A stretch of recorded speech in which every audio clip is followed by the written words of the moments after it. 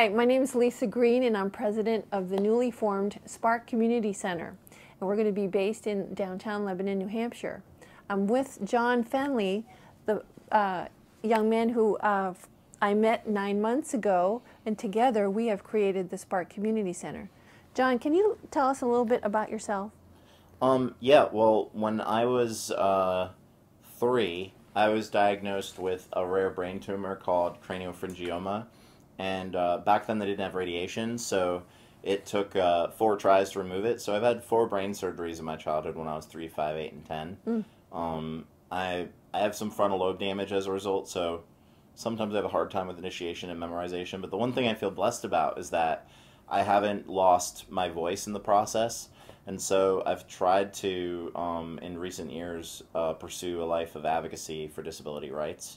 I am legally blind because the tumor had grown up against my optic nerve. So I don't like to define myself by my disability, though, but that's a little about what I've... I am very impressed with the work that you've done. I mean, you're only 27?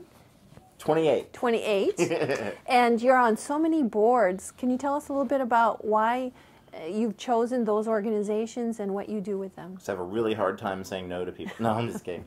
Well, I guess it's because when I first got into the service system, when I wanted to go to college to become an elementary school teacher, but quickly found out that it wouldn't work. And after I took a medical leave from college from forgetting to take some meds or whatever, I met with a doctor who's like, you have frontal lobe issues, so you have a hard time with memory. And I was like, oh my God, I'm finding this out now when I'm 19. And so then we had to make this transition with my family of, well, you know, we can't have you living here forever. We have to find a way to get you something. And along the way, we stumbled into services from the local area agency. And I got an apartment. And I was kind of shy back then, believe it or not. Everyone laughs when I say that. But one of my aides, my first direct support provider, said, you know, why don't we go to a lunch group that a lot of the people who receive services go to? And I was like, okay. And so we went and I met these people and they're like, you should go to our self-advocacy group.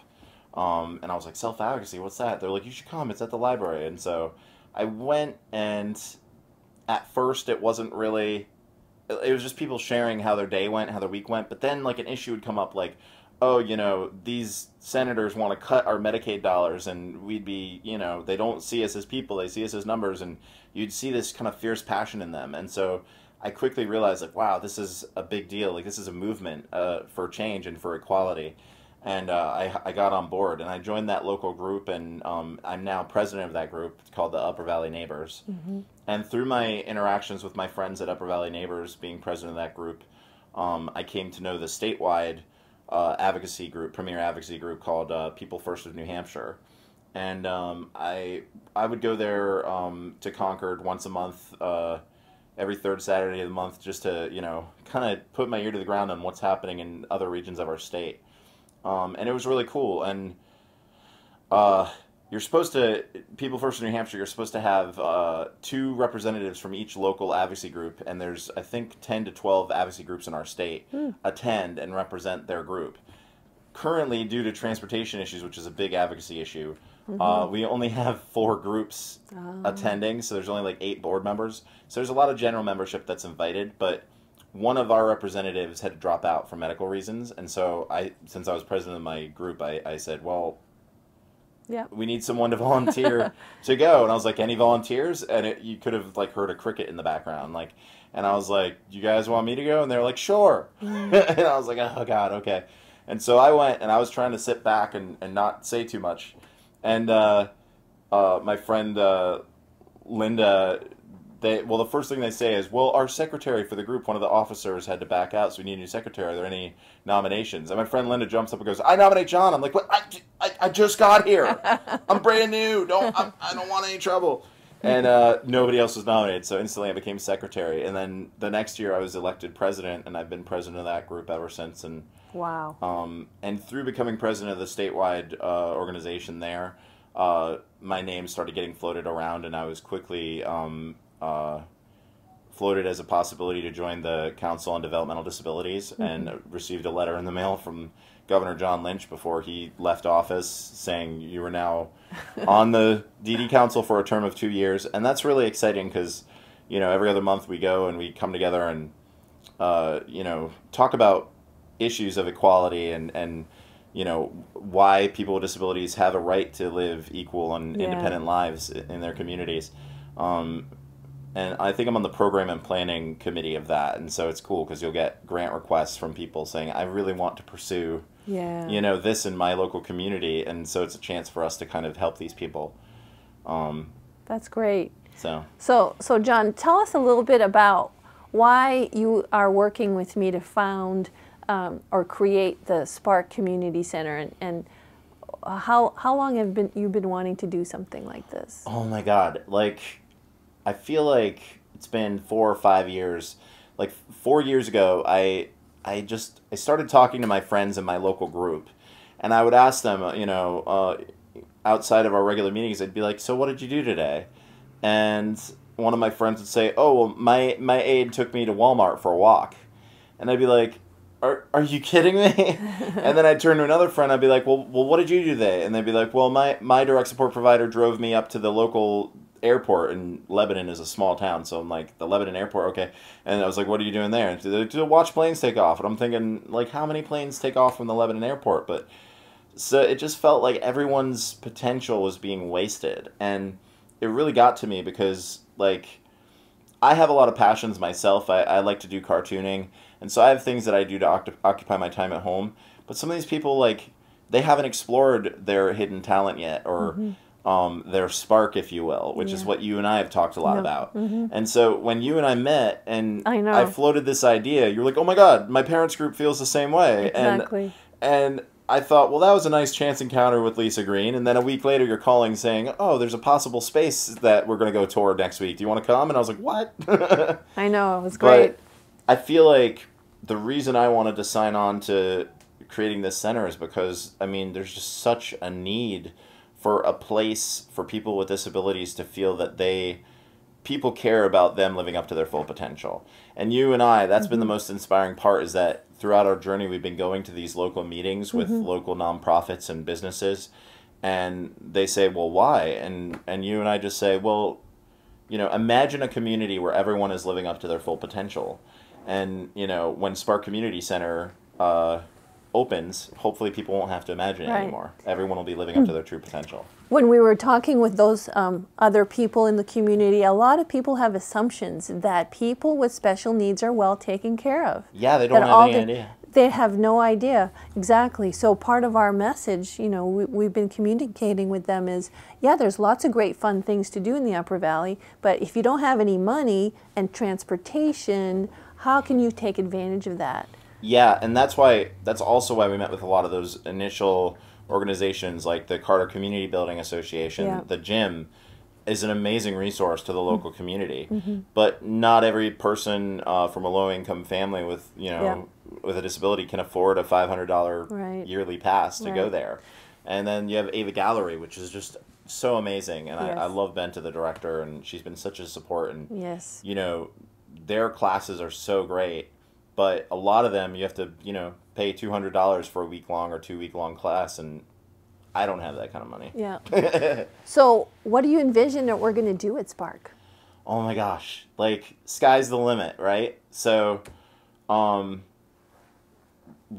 one of the things I'm most excited about is we're going to have a handicap-accessible garden where, you know, finally in this area, people who are in a wheelchair or can't get down on their hands and knees, the elderly, people with bad back issues like I have, they can still get their hands in the earth and get that satisfaction of knowing that they planted something and they're watching it grow and they're fostering that beautiful, you know, garden patch. And so you and I are both really psyched about that. Yes. And then arts and crafts. I mean, being a cartoonist, of course, I want to teach a few cartooning classes here and there. And I mean, I think the beauty of Spark is that if there's someone in the community who's bored on a weekend in the winter, and believe me, there's not a lot to do in the winter. If you don't ski or snowboard, the winter can be a rough time for people. Yes. And so maybe there's someone who's like, man, I'm really good at playing the guitar, but I don't know what I'm going to do. We'll come to Spark and teach a guitar class.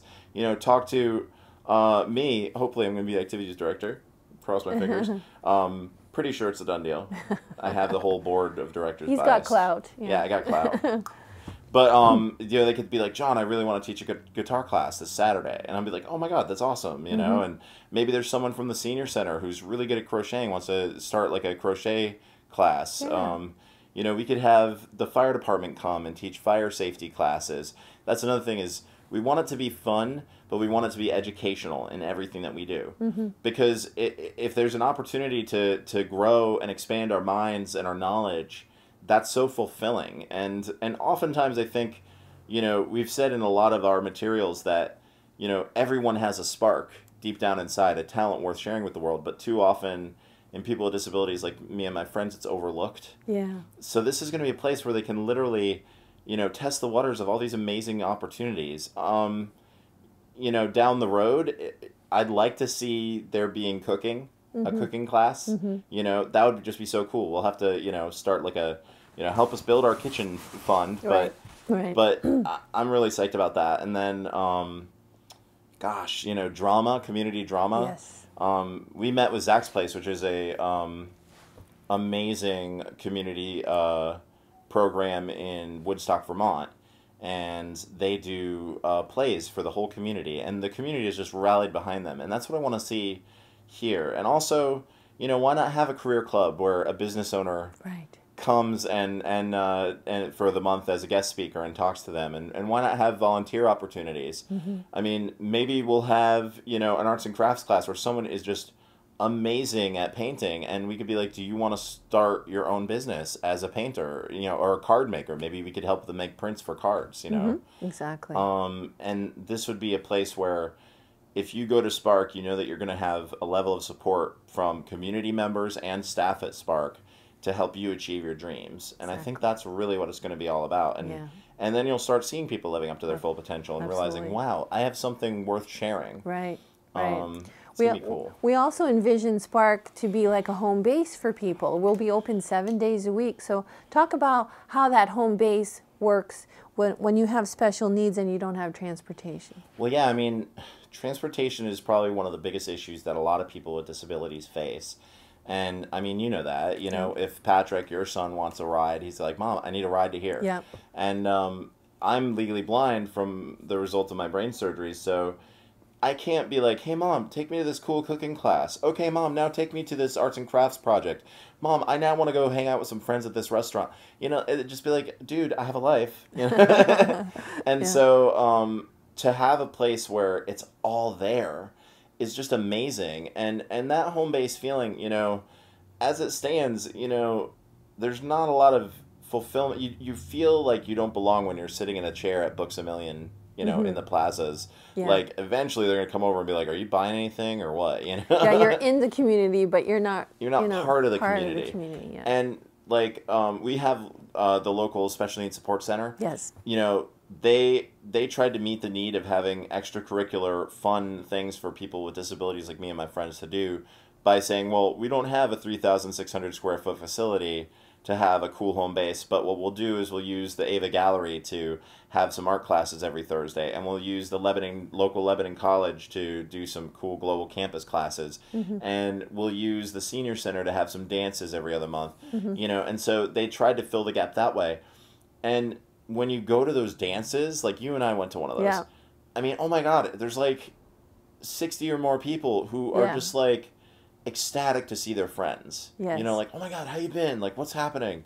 So, and what was fun is when we went to the Valentine's dance that they had there, I was telling people, I was like, you know, when Spark is open, this will be every day. You realize that, right? And they'll be like, a dance every day? I was like, well, maybe not a dance every day, but you'll be more often, with your friends every day if you want to. Right. And they were like, oh my God, that would be so cool. Yeah, you know? exactly. Rather than being thrown in a minivan with your aide and being told, okay, let's go to this random store in the plazas. Right. You'd be like, I want to go chill with my friends and do an arts and crafts class or cook or garden or whatever. And if they want to, you know, then they can go to CCBA and work out and come back, or because it's go right to in town. Work or volunteer and come back. So it's a home base 7 days a week they don't have right now. Oh my God, I feel like, you know, for you and me, like, our journey has just been like bam, bam, bam, like a domino effect. I know. Like, to think that we started this 9 months ago, and in 2 more months we're gonna. I know. That means that in under a year we got Spark up and running,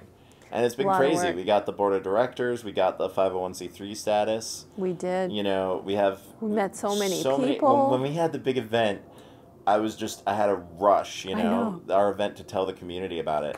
And it was just like, oh my gosh. It was real. Yeah. Yeah. It made it all come together. Because for you and I, we would talk about Spark all the time, but we were like, well, we love it. Well, the community love it.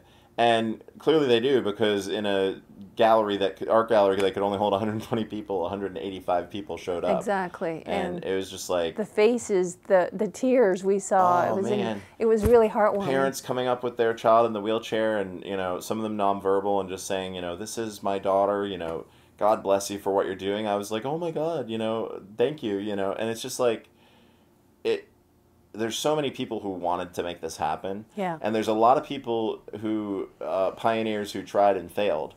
And so this isn't just like, you know, for you and me. This is for everyone. And it's really going to be, you know, just an amazing gem in the community.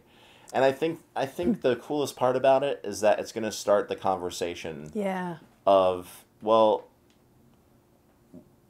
what really is the problem with having a disability? Like, how are people with disabilities really any different than you or I? Exactly. And, you know, this will be a place where people from the community can come and see for themselves, wow, these are amazing individuals. You know? Anytime you're ready.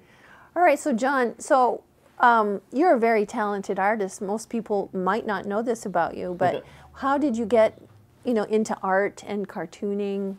Well, when I was, you know, growing up, when I was going through all the brain surgeries, there's usually like, you know, 4 to 5 days of recovery in a hospital after each one. And so as a little kid, you're like bored out of your mind laying in that bed, you know, and, you know, I mean, they have a TV and everything, but, you know, my cousins would come and visit, and my aunts and uncles, like, it was like a whole family reunion every time I got in there, and they were bringing stuffed animals and stuff.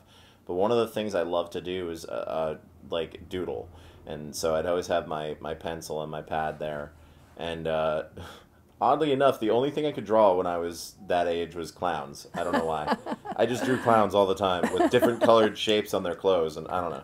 But I remember my great-grandpa, he was like, if you're really good, he's like, one of these days you're going to be in the newspapers, you know, and doing comic strips, and my great-grandma would be like, oh, don't put ideas in his head, you know.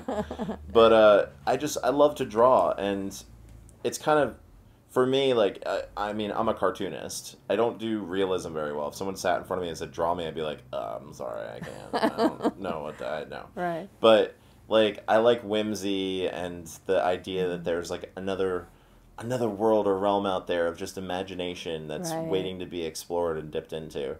And so, yeah, drawing is a big passion of mine.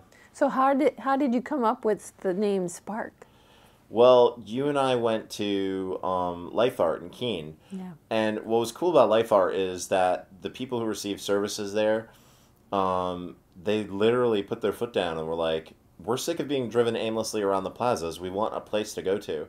And the agency, surprisingly, said, okay. And so they got a space for them where they could take part in arts and crafts and have a movie night and, you know, do this and that and the other thing.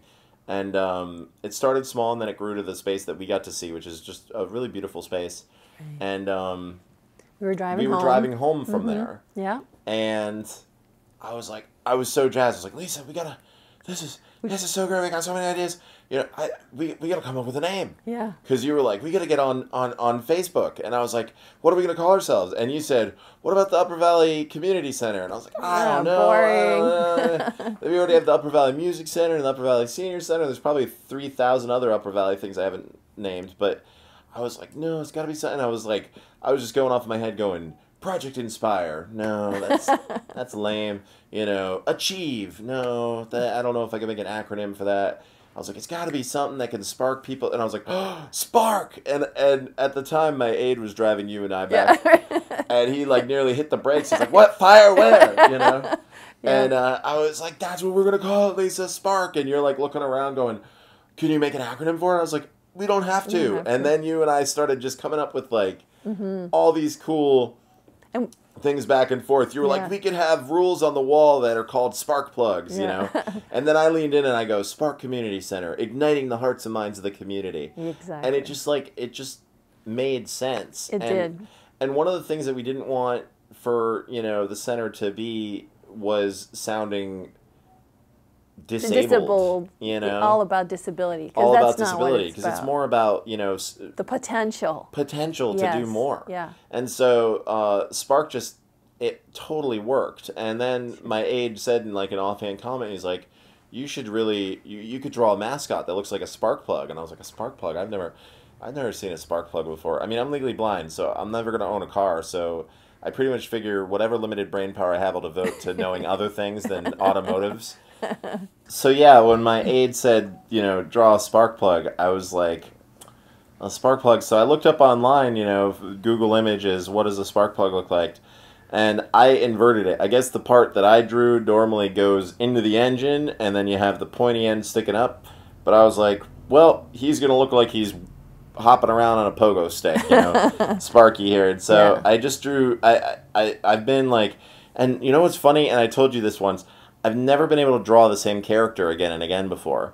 But for whatever reason, Sparky has become this character that I'm able to draw again and again. Exactly. Like, there's like a formula to him that it clicks with me. And so, you know, over time... Should he show this, Dave, Steve? Yeah. You know, over time, we're talking about like doing maybe special events for the community that bring the community in. And you and I, we're total nerds, and we're like, oh, Comic-Con, dude. Yes. So I made like Super Spark. Yeah. And then, you know, we're going to have our golf event coming up this May to raise money, May 12th. May 12th. So golfer Sparky, of course. And that was just fun for St. Paddy's Day. Sparky the Leprechaun. Yeah. And then we'll have our movie nights. Hopefully, you know, Friday nights will be kind of like a regular movie night gig at the center, so that people can come together and, you know. So there's a movie night. Sparky rocking the retro 3D glasses. I don't think they have those kind of 3D glasses anymore. The Garden Spark, Gardener Spark, and art. Yeah, we got, my uncle gave me this iPad, and it's allowed me to, like, you know, I'll draw by hand, and then I'll scan it, and I can paint it on here, you know. Eventually, when we have a cooking course, we're going to have, you know, Chef Sparky and Artist Sparky. This is the Sparky I put in our logo. He's like crossed his arms, wearing sunglasses. He's like, you ain't cool yet unless you go to Spark, you know, Community Center. And it was fun. It was fun developing the logo, Gardener Sparky. There's like 1,000 Sparkies that I've been working on, but it's a lot of fun. And I think a whimsical character like that, you know, in our announcements and our flyers and brochures that we give out, just put a smile on people's faces. Exactly. Yeah, it makes us stand out from And it's surprising because I was just doing it for fun, and everyone's like, man, your idea is so marketable. So it's been a lot of fun. Yeah, exactly. Well, John, thank you so much for speaking with us today. And I just want to remind everybody that we'll be having our grand opening celebration on Friday, June the 20th. Woo! At the new site, which is the former site of the Lebanon Junior High building, where we'll be in the lower level. Woo! And also we're having a golf fundraiser, as John mentioned, on Monday, May 12th. And if you want to visit our website at www.sparkcommunitycenter.com, you'll see all kinds of information about our organization, as well as opportunities for you to buy a brick and help us fund the new center, to buy a t-shirt, or to participate in any way you like. Ooh, and cool little known fact, the first 100 t-shirts that we sell will be signed by Sparky himself. That which is right. Pretty awesome. And when you buy a brick, we're also going to feature that in the center on a permanent basis. Every brick will have their person's name, and so it's going to be a permanent fixture in our center. So it's a great opportunity to help support Spark and help all the individuals out there with special needs and their families and caregivers. So thanks for joining us today. This is Lisa Green with Spark. And this is John Henley for Spark. Have we sparked your interest?